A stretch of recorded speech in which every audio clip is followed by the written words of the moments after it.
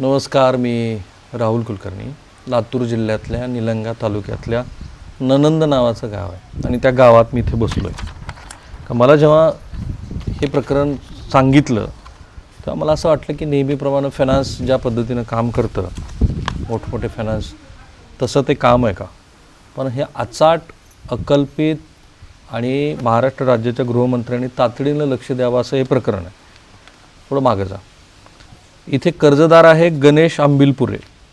तो गाव सोडून गेला आहे, पुण्यात आहे. मगाशी मी त्याच्याशी बोललो. तर गणेश आंबिलपुरेनं कर्ज घेतलं होतं 1.5 लाख रुपये. तो जातीनं कोण? तो चांभार समाजाचा. हे फार गुंतागुंतीचं आणि गाव पातळीवरचा गाडा समजून घ्यावा ह्यासाठी मी तुम्हाला सांगतो. कारण गावात लोक एकमेकांना कशी मदत करतात आणि त्यातनं काय काय घडत जातं. तर ते चांभार समुदायाचे, त्याला पुंडलिक भोसले हे मराठा समाजाचे, बरोबर ना? तुम्ही जामीन, बरोबर. पुंडलिक भोसलेच्या ते गणेश आंबिलपुरेला त्याच्या प्रकरणाला हे जामीन, ह्यांना खूप त्रास व्हायला लागला म्हणून चक्रधर नारायणपुरे हे जामीन. चक्रधर नारायणपुराचे हे सख्खे चुलत भाऊ, ते त्यांचे मामा, आणि ह्या मामाचे हे चिरंजीव, हे माळी समाजाचे.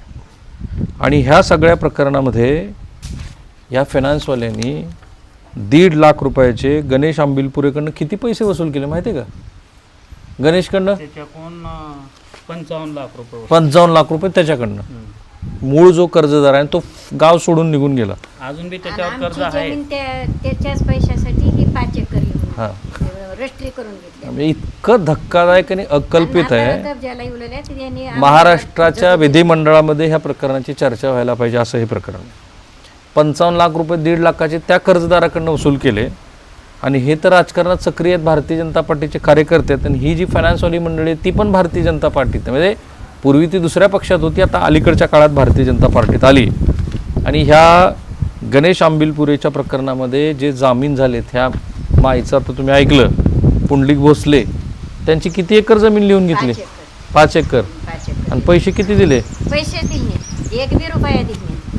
ह्यानं ती त्याच्या जामीन झालं, त्याच्यात हाय म्हणले, त्याच्या ह्यानं पैसे त्याचे काढलाय, ह्यातला भरलाय, ती त्याचे पैसे झाल्यात म्हणले. पुन्हा काहीच 1 रुपया बी दिली नाहीत आम्हाला. देतो म्हणले, दिलेच नाहीत, काहीच दिली नाही. तर नावावर तर जमीन सगळीच करून घेतली. 4 वर्षाची म्हणून लिहून घेतली आहे. आणि आता म्हणतात आम्हाला तुम्ही 1 लाव म्हणलेल्या. आणि आम्हीच्या माणसानं ती वाचून बी बघायला नाहीत, काहीच बघायला नाहीत. कारण तुमच्या पोराला काय केलं होतं? ती डांबून ठेवला नाही. ते फायनान्स मध्ये काय काय केले ते आता आम्हालाही माहित नाही. त्यानं सांगना गेला का झालंय म्हणलं तर मग पुन्हा धमकी देऊ लागले, तुमचं पोरग हे करायचं असलं तर ह्याची एवढे पैसे द्या. यांच्या मुलाला म्हणजे ह्यांना पुंडलिकला डांबून ठेवलं फायनान्सवाल्यांनी. आणि ह्यांच्या यजमानांना, ते आज लातूरला गेलेत, आणि त्यांचा दुसरा मुलगा, त्यांना सांगितलं की जर पुंडलिकचा जीव तुमचा वाचवायचा असेल तर खरेदी विक्रीच्या व्यवहाराला या. 5 एकर जमीन लिहून घेतली. ह्यांची 5 एकर लिहिली. आता खरी कहाणी तर ह्यांच्याकडे आहे. हे तर माजी सरपंच आहेत. तुम्हाला किती दिवस डांबून ठेवलं? मला आणि आमच्या मामाला, मामा बच्चाला 3 दिवस उदगीर मोडच्या शेडमध्ये, दत्ता मोहोळकरच्या शेडमध्ये आम्हाला डांबून ठेवले. आणि त्यांनी त्या ठिकाणी डांबून ठेवून लाताबुक्याने मारहाण करून आम्हाला सापडल त्या लाकडानं. तुम्हाला नेलं किती तारखेला? आम्हाला नेलं 26/12/2025 मी वर्षभर झालं हे प्रकरण वर्षभर ही प्रकरण चालू आहे. 26/12/2025 मला आणि मामाला आमच्या ननंद गावातून शिवाजी छत्रपती शिवाजी चौकामधून आम्हाला दोघाला संध्याकाळी 10:30 वाजता, संध्याकाळच्या 10:30 वाजता आम्हाला दोघाला इथून घेऊन जाऊन त्यांच्या शेतामध्ये नेलं. म्हणजे कसं काय, शस्त्र दाखवून नेलं का गाडीवर बसून? गाडीवर बसून, मोटरसायकलवर बसून आम्हाला घेऊन गेले. आता प्रेक्षकांना हा प्रश्न पडला असेल की एवढा राजकीय कार्यकर्ता कसं काय गाडीवर बसला? तर ह्यांच्याकडे व्हिडिओ कॉल्स आणि ऑडिओ कॉल्स आहेत. किती ऑडिओ कॉल्स आहेत? जवळजवळ 200 ऑडिओ कॉल्स आहेत. धमक्यांचे. आणि काय भाषा? अश्लील भाषेमध्ये शिवीगाळ करून आम्हाला जीवे मारण्याची धमकी दिली. मग तिथं 26/12 तिथं आम्हाला नेहून डांबून टाकले. 27/12 आम्हाला तिथं मारहाण केली. 12-1च्या टायमाला 8-10 लोक येऊन ह्यांनी सगळेजण कशाने मारलं मामा तुम्हालाही मारलं का हां कशाने मारलं हातानं लाता बुक्के हा हातानं धक्काबुक्की केली. किती वय आहे तुमचं माझं जवळजवळ 75 75. मग तुम्ही म्हाताऱ्या माणसाला मारहाण करताना वगैरे काय विचार केला नाही तर का म्हणावं साहेब तिथं मागल्यावर तिथं बोलायचे रेगाव नव्हता हां काय मग तुम्ही म्हणले नाहीत का किंवा हे माझ्या चुलत भावाचं प्रकरण आहे माझा काय संबंध नाही म्हटलो ना हां म्हटलो तर ती आम्हाला काही नाही ते तुमचं तुम्ही ती बघून घ्या तुम्ही आमची जामीनाव त्यांची जामीनाव आणि तुम्हीच पैसे भरावं लागते असं म्हणून आम्हाला मारहाण केली सगळी मिळून 8-10 जण मिळून लाता बुक्क्यानं झालं पुन्हा लाकडानं. पण आता पुंडलिक भोसलेलं ह्यांना जामीन तुम्ही का ह्याला जामीन नाही चक्रधर नारायणपुरेला जामीन आम्ही पुंडलिक भोसलेनं पैसे घेतले पुंडलिक भोसलेचे जामीनदार चक्रधर नारायणपुरे माझे चुलत भाऊ.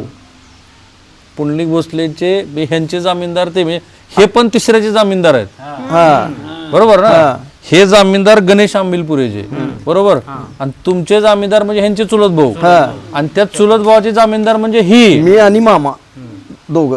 प्रत्यक्षामध्ये कुणाच्या तरी हातात रुपया तरी आलाय का नाही नाही नाही काहीच नाही.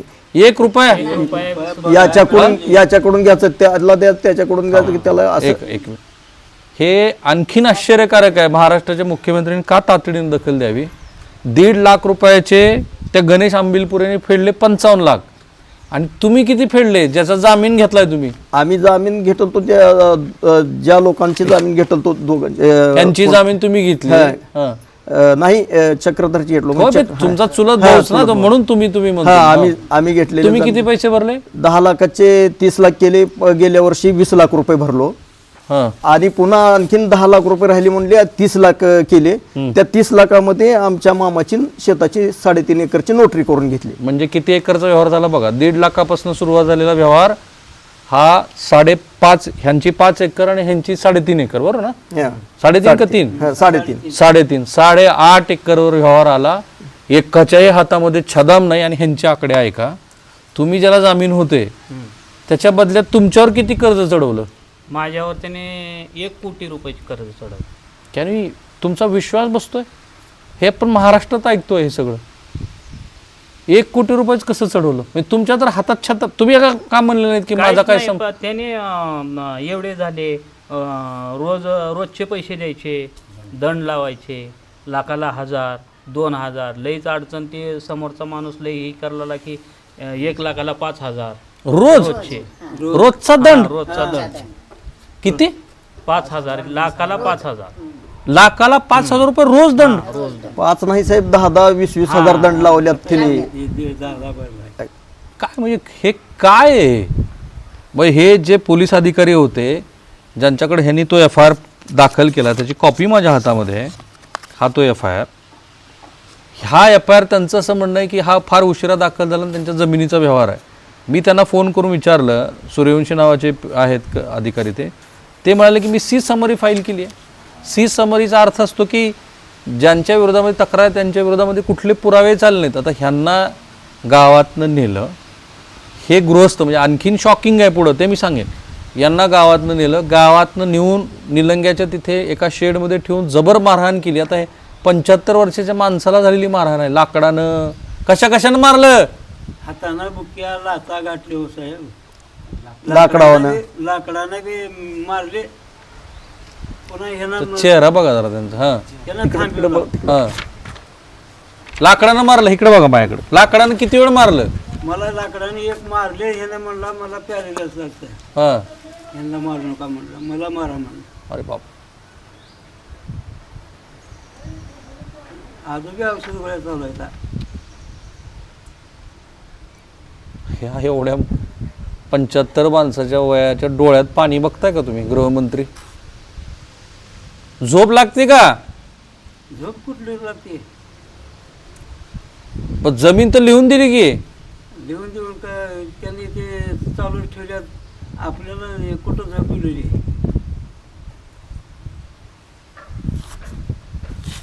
ही साधी माणसं आहेत. मी गावगाडा बघा मी का मुद्दामून जातीचा उल्लेख केला कारण हा आपला महाराष्ट्र आहे. एकमेकांना मदत करताना कुणीतरी एक ज्याला गरज पडली म्हणून कुणीतरी त्यांनीच ठरवलं. बरं गंमत अशी आहे, हे 1 कोटी रुपये जे झाले तुमचे, हे झाले कसे? म्हणजे तुम्ही म्हणले की ह्याला घेऊन जायचं दुसऱ्या फायनान्समध्ये, आपणच उभा करायचे माणूस, हा काय भानगड आहे? त्यानेच न्यायचे आम्हाला ते म्हणजे नाही काय करायचे तुम्हाला घेऊन जायचं? हां आता पैसे समजा 1-2 लाख रुपये घेतलं त्यांचे, आता टाइम झाला द्यायचा, मग आमच्याकडे पैसे राहायचे नाहीत, मग त्यानेच आम्हाला ते दुसरा एक माणूस खडी करायचे, उभा करायचा. उभा करायचे आणि त्यांच्याकडे त्यानेच न्यायचे आणि तिथून 2 लाख रुपये आमच्या नावावर काढायचे आणि ह्यांचे घ्यायचे. त्यांचा टाईम आला की आणि मग ह्याने दुसऱ्याचा मार्ग दाखवायचे. पैसेचे रस्ते दाखवणारे बी त्यानेच, पैसे घेणारे बी त्यानेच. आणि पुन्हा शेवटी ही आकडे लई मोठे होत गेल्यावर जमीन लिहून घेतली. आणि जमीन लिहून घेण्याच्या आधी हे जे पुंडलिकराव आहेत, लिहून घेऊन पुंडलिकराव 1.5 वर्ष गाव सोडून गेले होते. हां, हा? 1.5 वर्ष. गाव सोडून हां, 1.5 वर्ष गेलो. कुठं कुठं राहिले? नळदुर्गला राहिलो, पुन्हा अहमदनगरला राहिलो.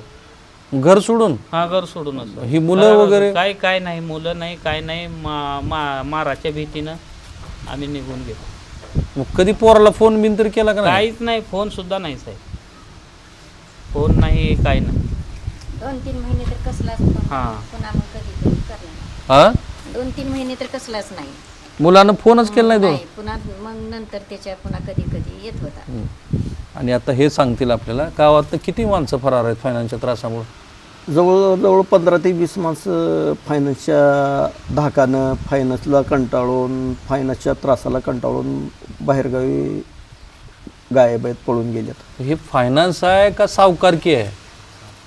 फायनान्स आहे, सावकारकी आहे. फायनान्स सावकारकी साहेब, फायनान्समधून सावकारकी, सावकारीमधून फायनान्स आहे. मग कुठं गेले ही सगळी लोक सोडून? कुठं काय आता त्यांनी कुठं बेपत्ता इथं गाव सोडून, आता 15-20 लोक गाव सोडून बेपत्ता आहेत. हा? आमचा त्यांचा संपर्कच नाही साहेब. नावं विचारून घेतली त्यांना, 2-3 नावं तर मला त्यांनी सांगितली आता जी त्यांना अटक. ह्यांचा चुलत भाऊ आता गाव सोडून गेलेला आहे. माझा चुलत भाऊ चक्रधर मधुकर नारायणपूर ह्या गाव सोडून बेपत्ता आहे, फरार आहे. पण तो संपर्कात तर आहे की नाही कोणाच्या? संपर्कात काही नाही साहेब, आम्ही अजून आमच्या काही संपर्कात नाही. आणि जो मूळ कर्जदार आहे गणेश आंबेलपुरे तोही गाव सोडून निघून हा, गेला. तोही गाव सोडून, हे पण गाव सोडून गेले होते. हा, हे पण गाव सोडून. आणि तुम्ही आता मगाशी जो आसिम शेख आला तो पण गाव सोडून निघून गेला होता. हा, तो पण गेला होता, हैदराबादला गेला होता. हैदराबादला. किती वर्ष नव्हता तो गावात? ते पण 1 वर्ष काय. 1 वर्ष. आणि आणखीन एक सांगतो मी, ह्या गावात ह्या वेळेला आणखीन एका कर्जदाराला हे फायनान्सवाले उचलून घेऊन गेलेत निलंग्याला. मी त्याला फोन करून विचारलं की अरे तुझं किती कर्ज आहे? तर त्यांनी मला सांगितलं, असलम ना? नाही नाही, हां, मोबीन मोबीन मासूमदार. त्यांनी 1.5 लाख रुपयाचं कर्ज घेतलं आणि त्याचे 10 लाख रुपयाची परतफेड केली त्याने. आणि परतफेड करून सुद्धा राहिलेले पैसे बाकी आहेत म्हणून त्याला ते घेऊन गेलेले आहेत. ही यादी इतकी मोठी आहे. आता हा आसिफ शेख पण नाही आहे, तो परत आला. असलम मसूलदार आता घेऊन गेलाय. पण तुम्हाला हे कळत नाही, तुम्ही सरपंच राहिलेले आहेत गावचे. गाव एवढं 7-8 हजार लोकसंख्येचं, 3-3.5 हजार मतदार आहेत तुमच्याकडे. गाव काही करू शकत नाही. कोण लोक आहेत ते? गाव करायला काय साहेब, कोणच ह्याच्यामध्ये रिक्स घ्यायला नाही. कारण एवढे खतरनाक लोक आहेत ते. ती वाल्मिक कराडच्या पुढचे लोक आहेत, असले लोक आहेत साहेब ते. इतकं त्यांची दहशत आहे तालुक्यामध्ये एवढी की बस. त्या फायनान्सवाल्याची 4-5 फायनान्सवाले एवढे दहशत निर्माण काय गुंड घेऊन येतात का? त्यांचे एक 5-50 लोकांची टीमच आहे साहेब. हेने मारणे, नेहणे, अडकवणे तिथं. हा, पैसे झाले टाक, पैसे टाक म्हणणे, कोंडवून ठेवणे. आणि पोलीस स्टेशनला गेलं तर पोलीस स्टेशन दखल घ्यायला तयार नाही. काय डेंजर आहे. हे इथले स्थानिक फायनान्सवाले आहेत, त्यामुळे त्यांचं नाव न घेता मला असं वाटतं की पोलिसांचं काम आहे. पोलिसांनी शोधावं ना. ज्या पद्धतीनं हे सगळं ऐकतोय मी, कल्पनेच्या बाहेर आहे, भयानक आहे. म्हणजे हे बघा, यांच्या रजिस्ट्रीची ह्यांच्याकडे करून घेतलेली नोटरीची कॉपी आहे 3.5 एकरची. बरं, ती नोटरी अशी करून घेतली, हे त्यांची चिरंजीव आहेत. नोटरी कशी करून घेतली? बसून कुठे बसवलं? फायनान्समध्ये. ह्यांना फायनान्सला बसवलं आणि दोघच होते. मला काही हे माहितच नाही. काहीच प्रकरण माहीत नाही. आम्हाला बोलावून फायनान्सला बोलावून घेऊन तिथं बसवून दाब देऊन ती नोटरी करून घेतलेली साहेब. खरं आहे का? खरं आहे बाबा, खरं आहे. आम्हाला तिथं बसवूनच मग करून घेतल्यावरच आम्हाला सोडली. आणि 5 एकरची नोटरी ज्यावेळेला रजिस्ट्री यांची झाली त्यावेळेला ही माय सांगत होती की मुलाला कुठं ठेवलं होतं त्यावेळेला ह्यांना, त्याच्याच कुठं शेतात कुठं ठेवलं होतं कुणाला माहित आहे. आणि काय सांगितलं तुम्हाला? काय ह्याचे पैसे द्यायचे तर द्या, नाहीतर बघा मग पोराचं काही आम्हाला. आणि मग तुम्ही गेले रजिस्ट्रीला, गेली मग आमची कागद तरी वाचून बघितला का 5 नाही, एकर? काहीच नाही. गेले की सही करा आणि जावा.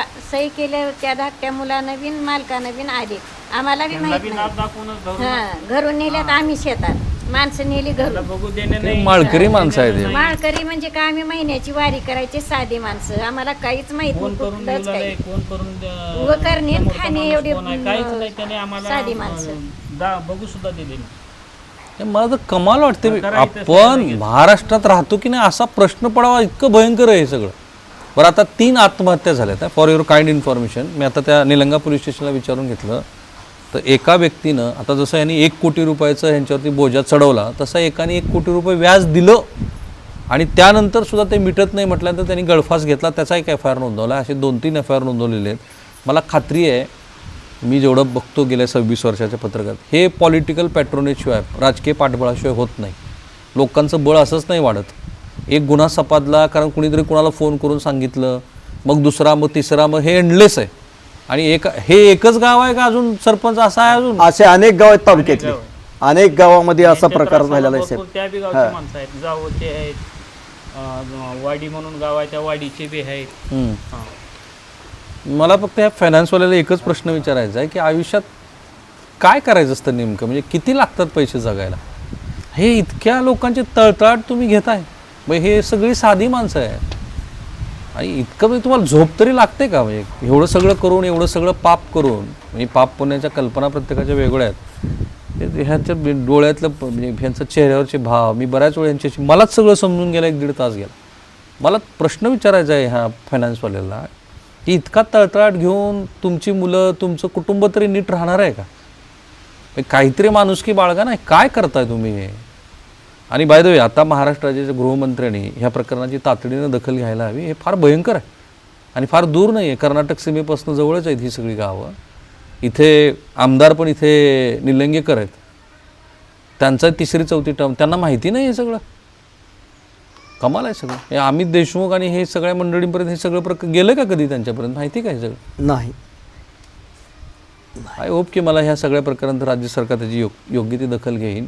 बघूया, थांबूया साहेब. आणखीन ह्या लोकांचा त्रास आहे आम्हाला येणाऱ्या भविष्य काळामध्ये. काय कारण आम्हाला त्यांनी जीवे मारण्याची धमकी देणं, काही तुमच्या शेतावर येऊन कब्जा करणं करतो म्हणणं, म्हणलेले आता. हां, आजो आमच्या शेतावर आणि कब्जा 100 करताव, माणसं हे घेऊन करताव. येतात. आमच्या तुम्ही काय आमच्या करणार? या पुंडलिकच्या सगळ्याच्या आम्हाला जीवाला धोका ह्या लोकांपासून साहेब. हे लयच पुढचे लोक आहेत, असं का भयंकर नाही, बघूया. भयानक अजून लोक तरी आहेत. महाराष्ट्रामध्ये अशा धमक्या देऊन लोक सुटलेली आहेत असं नाही. तुम्ही ज्या वाल्मिक कराडचं नाव घेताय, शेवटी पापाचा घराळ भरतोच की कधी नाही कधी. भरतो मला साहेब. खात्री आहे. आम्हाला तशी घटना, आमच्यासोबत तशी घटना घडली साहेब. आम्हाला खूप मारहाण झाले, आम्हाला खूप लाताबुक्यानं, लाकडानं आम्हाला खूप मारहाण झाले. आम्हाला दोघाला 3 दिवस डांबून ठेवून लाकडानं ही मारून ही केलं साहेब. एवढं आमच्यावर अन्याय झाला आहे. याची दखल आम्ही पोलीस स्टेशनला FIR फाडलो. ते FIR बी फाडून त्याची कोण दखल घेतली नाही. हे आमचं FIR फाडून सुद्धा ही प्रकरण दाबण्याचा प्रयत्न झालेला आहे साहेब. मी समजू शकतो त्यांच्या बोलण्यात ती भीती, कारण जर व्यवस्थाच इतकी खराब झालेली असेल तर लोक कोणावर विश्वास ठेवणार? मला पण जेव्हा हे प्रकरण कळलं त्यावेळेला मी इथे आलो आणि शांतपणे सगळं समजून घेतलं. मला लक्षात आलं हे भयंकर धक्कादायक आहे. थांबूया.